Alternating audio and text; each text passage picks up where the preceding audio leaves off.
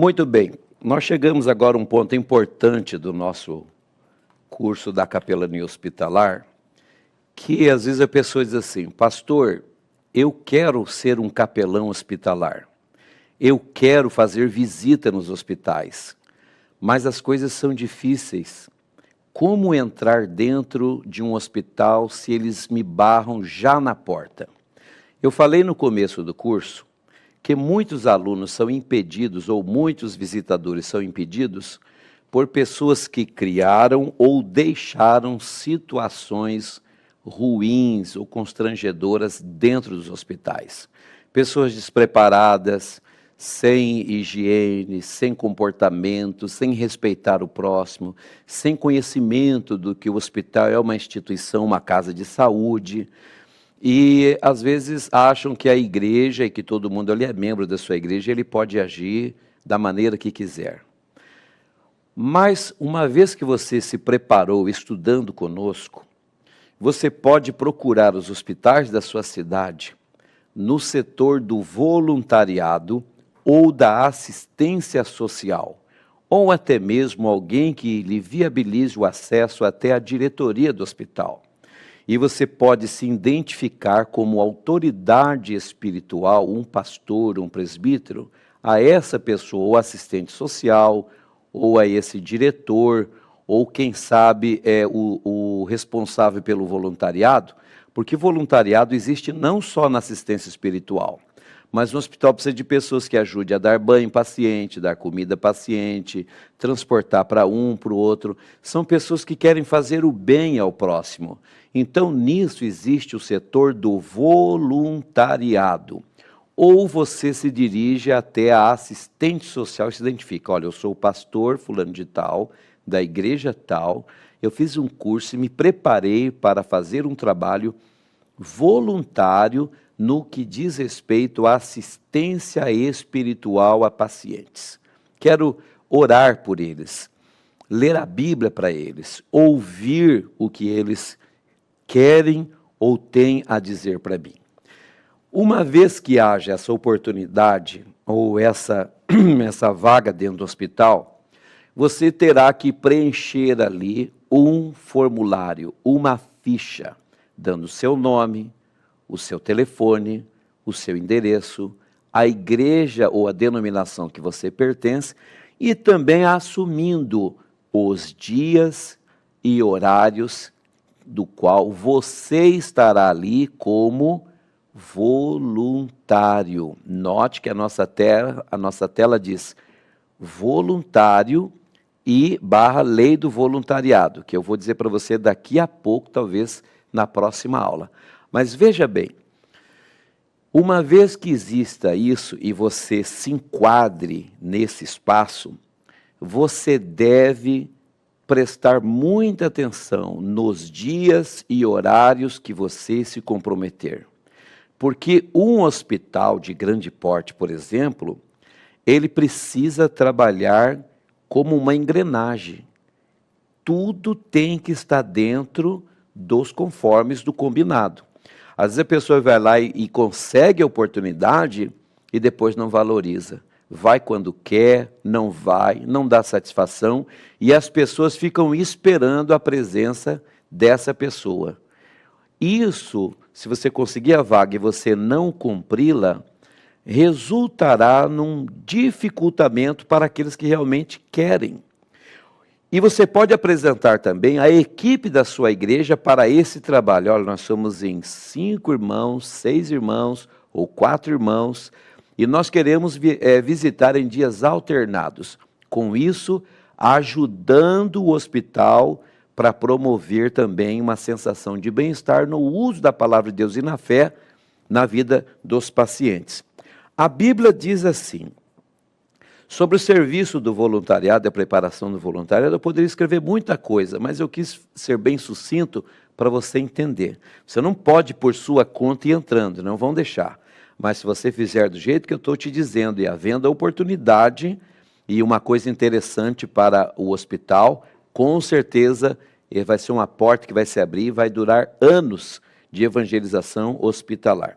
A Bíblia diz em 2 Timóteo 2:15, Procura apresentar-te a Deus aprovado, como obreiro que não tendo que se envergonhar e que maneja bem a palavra da verdade.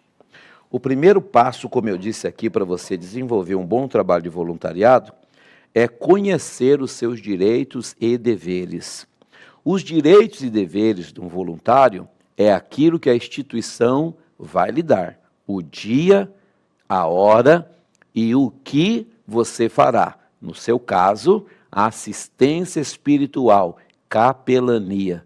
Como capelão, apto para ungir, para orar, para dar ceia, realizar casamento, batismo, enfim. Ou visitador voluntário, que é aquela pessoa que visita evangelizando, não unge, não dá ceia, porque ainda não é consagrado na sua igreja. Então você tem que prestar atenção e conhecer os seus direitos e deveres. Os direitos você vai ter que se enquadrar dentro do hospital. Geralmente tem que usar um guarda-pó, um crachá de identificação, dizendo o seu nome, voluntário da capelania, um exemplo, né? E principalmente a lei que rege essas atividades conforme promulgamento que nós temos dentro da nossa apostila, do nosso material, que eu vou falar para você também, vou ler, porque existe uma lei para a realização desse serviço, tanto para quem realiza, quanto para quem concede o espaço para você realizar, ou seja, o hospital e você. É uma lei, é governamental isso.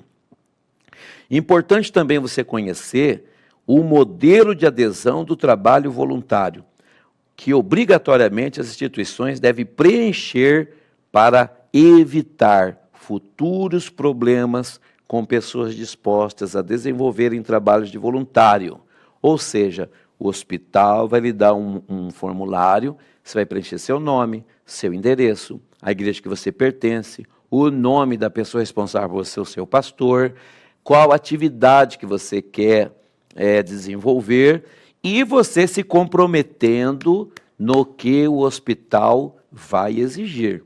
Tem que lembrar que o Estado é laico, você não está ali para defender sua denominação, defender o seu pastor, defender a igreja A, B ou C, se guarda sábado, se não guarda, se é pentecostal, se é tradicional, se é contra o estudo, se é a favor do ensino, entendeu? Você vai ter que deixar ali o seu perfil. Então você vai ter que preencher isso, porque você passa a ser uma pessoa que vai ser monitorado. O hospital tem que saber quem é você. E em caso de alguma situação, tem que ter algo ali a seu respeito. Mas o serviço voluntário propriamente em si, você precisa entender que o serviço do voluntário, ou do próprio capelão, mas é que é de forma voluntária, você não é empregado da instituição, é um trabalho que não aparece, né? É um trabalho que a denominação não vai ver, a menos que você mesmo comece a divulgar. Porque a intenção ali é que Jesus apareça, você esteja ali, mas se você espera grande reconhecimento, holofote, aplausos, não é esse o ambiente, ok? O trabalho do voluntário geralmente não aparece, né? É uma atividade sem remuneração. A tua recompensa virá do Senhor, Ele dará a cada um segundo as suas obras. E a Bíblia diz que a única coisa que nos acompanha quando partimos desse mundo são as nossas obras. E abriu-se também o livro das obras. Mas quem for visitar como pastor, como visitador, capelão, não pode reclamar salário dos hospitais. Abra um parênteses. Existem hospitais que existem vagas para capelães. E se você se enquadrar nela, você também pode ser um capelão registrado em carteira, com horário trabalhista e remunerado com todos os direitos, ok? Fecha parênteses. Mas a maioria dos trabalhos serão voluntários sem fins empregatícios. Lembre bem isso que eu estou dizendo. Você não está ali porque o hospital te chamou para ser capelão.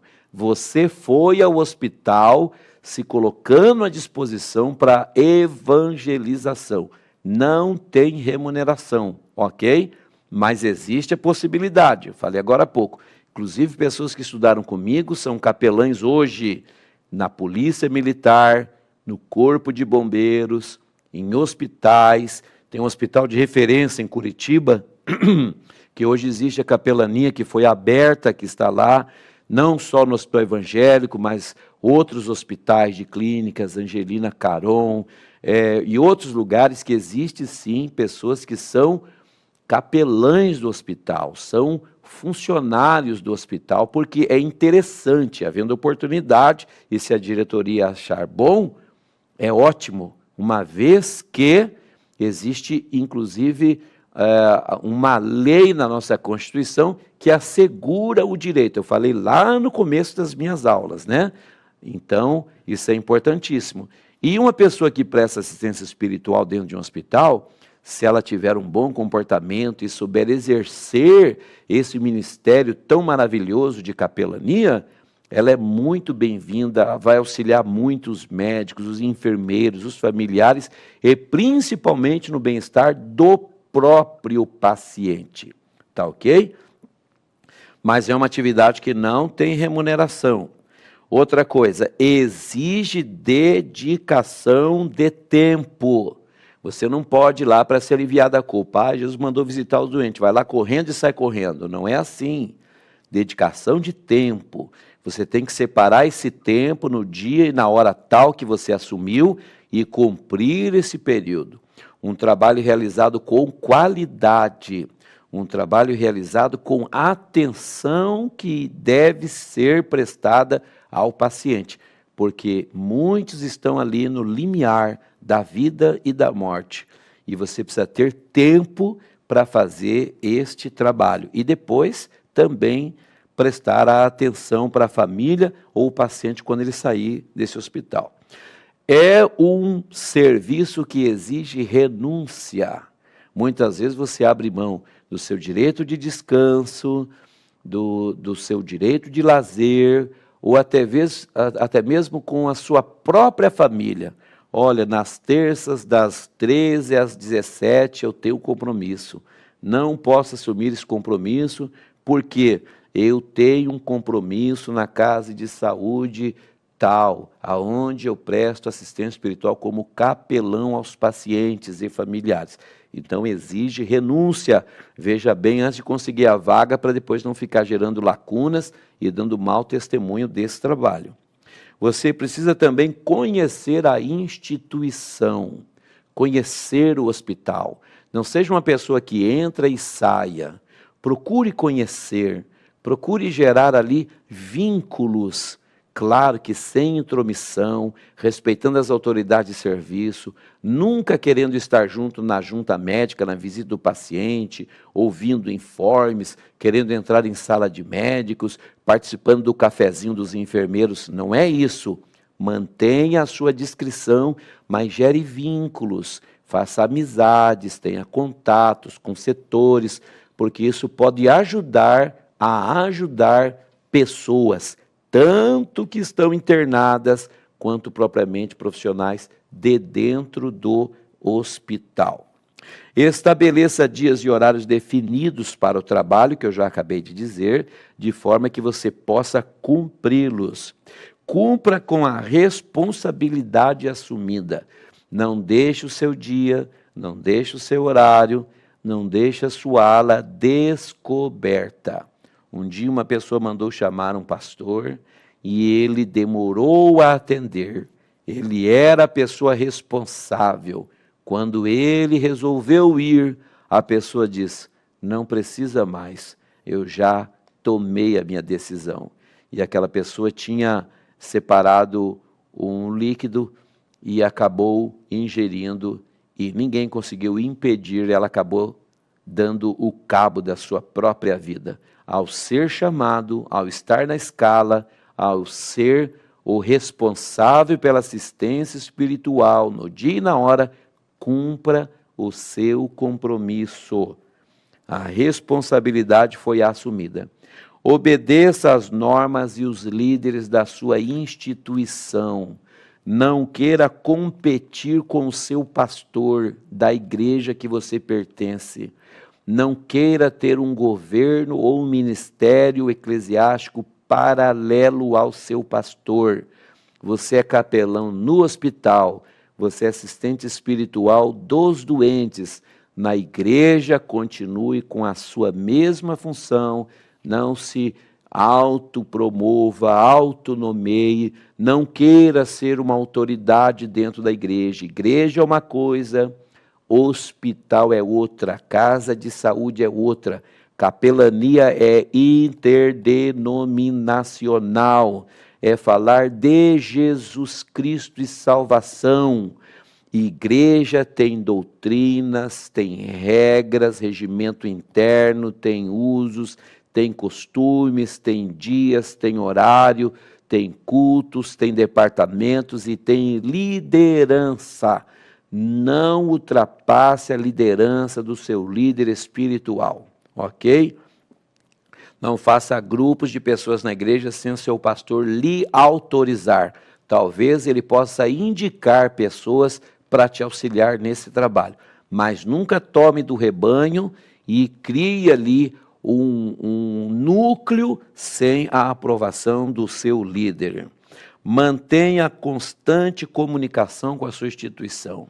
Sempre se identifique para a pessoa responsável, ou no setor do voluntariado, ou na assistência social, ou até mesmo com a ala da direção do hospital, ok? Sempre dê um relatório, faça um relatório, a punho mesmo, visitados tantos, entregue tantas bíblias, tantos folhetos, orado por tantos, atendido tantos óbitos, visita pós-internamento nas residências tantas, e ali dê o seu telefone, a sua assinatura. Sempre dê